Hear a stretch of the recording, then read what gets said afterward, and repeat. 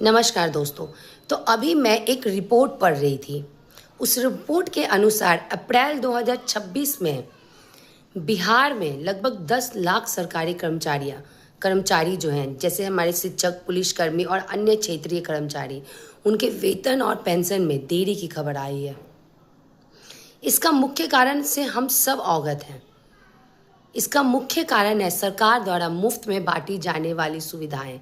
जी हाँ, चुनाव के समय अक्सर सरकार जनता को आकर्षित करने के लिए मुफ्त योजनाएं या नगद राशि देने की घोषणा करती है। पहली नज़र में तो ये योजनाएं आम लोगों के लिए राहत जैसी लगती है, लेकिन इसका एक दूसरा पहलू भी है जिससे अवगत तो सब हैं, लेकिन लोग इस पर ध्यान नहीं देते हैं। आखिर यह पैसा आता कहाँ से है?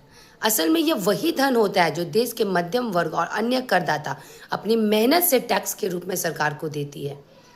मिडिल क्लास परिवार अपनी आय का एक बड़ा हिस्सा टैक्स में देता है, इस उम्मीद के साथ कि सरकार उस पैसे का उपयोग बेहतर शिक्षा, स्वास्थ्य सेवाएं और रोजगार का अवसर बनाने में करेगी।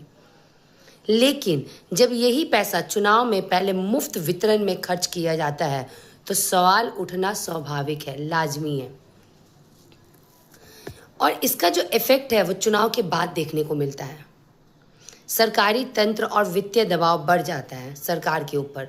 अभी ऐसे में जो बिहार की सरकार है उसने आरबीआई से भी अभी आई डोंट नो बट कितने पैसे की मांग की है। क्या ये सही है? इसके पीछे बहुत सारा कारण है। तो लोगों को ये कारण समझना पड़ेगा कि सरकारी लोक लुभावना वादे जो भी होती हैं वो दीर्घकालिक विकास पर ध्यान देती है। वह जनता को भी जागरूक होकर ये समझना होगा कि असल विकास मुफ्त की योजनाओं से नहीं बल्कि मजबूत शिक्षा, स्वास्थ्य और रोजगार की व्यवस्था से आती है। अभी आपने बंगाल चुनाव में देखा होगा कि हमारे जो बीजेपी गवर्नमेंट है उन्होंने साफ कहा है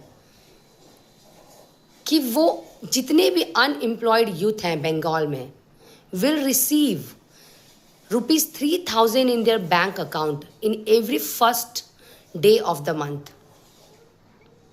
They'll also provide 21,000 to the every pregnant woman. ये तो फिर भी ठीक है कि चलो महिलाओं को दे रही है, बट ऐसी कई सारी मुफ्त की सुविधाएं जो सरकार चुनाव से पहले लोगों को बांटती है। आपको क्या लगता है इसमें सिर्फ मिडिल क्लास सफ़र करता है? जब किसी की सैलरी नहीं आती है तो वो अपने महीने का खर्च कैसे चलाता है, ये उस व्यक्ति से पूछना चाहिए। तो आप इस बारे में क्या सोचते हैं? आपकी क्या राय है? मुझे कमेंट सेक्शन में ज़रूर बताइएगा।